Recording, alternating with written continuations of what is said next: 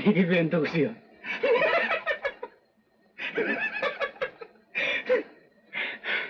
Tungkol sa isang bangkero. Naloko na. Tinatawag ako, ba't kaya? Mag-iingat ka. Mainit ang ulo niyan. Ano? Wala mo na sa ulo. Sige na! Dagat na, tinatawag ka.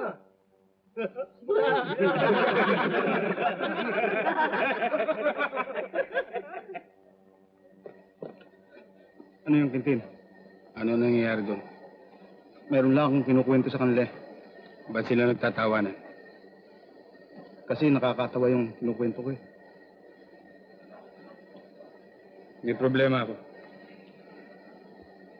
Malungkot si Ana. Sa palagay mo kaya kung ikikwento ko yung kinikwento mo ron eh, tatawa yung bata. Sigurado. Ano yung kinikwento mo? Ang sumasakit ang tiyak mo sa kwentong yun eh. Ganito yun eh. Merong isang bangkero. Ang hanap mo ay siyang magatid ng mga pasahero sa kabilang pampang. Eh, isang araw lumaki ang alon. Malaki. Kasi laki ng kubong to. Tumababag ka. Nakaligtas lahat yung sakay. Yung lambang kero nalunod. Bakit nalunod?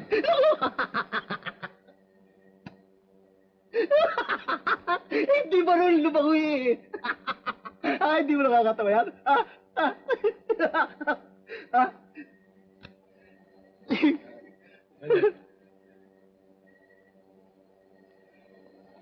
Natitiyak mo bang tatawa yung bata? Sigurado. Ito yung magugulang na yung sumasakit at niya katatawa eh. Yung pambata. Ano yun? Bangkero. Oh, bangkero. Hindi marunong lumangoy. Marunong lumangoy. Nalunod. Nalunod.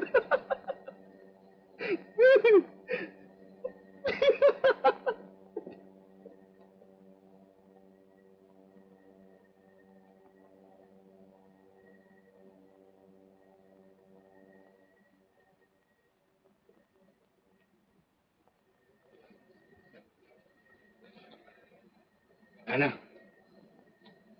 alam ko galit ka sa akin. Pero hindi bale.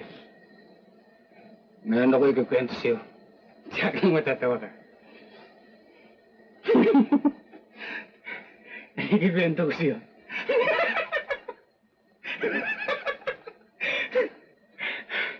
Tungkol sa isang bangkero. Itong bangkero ito, ang trabaho niya, yung maghatid ng pasero sa kabilang pampang araw-araw.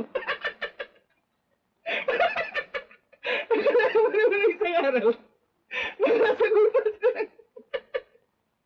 Nakasagupas ka ng araw kasi laki ng bundok na ito. Akala mo bang...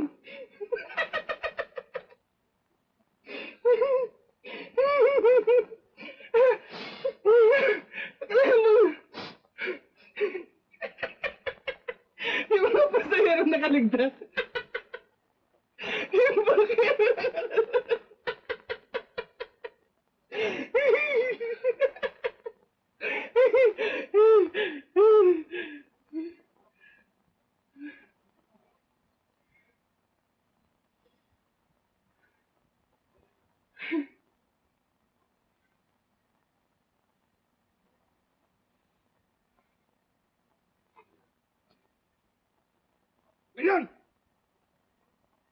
Ano kintilan?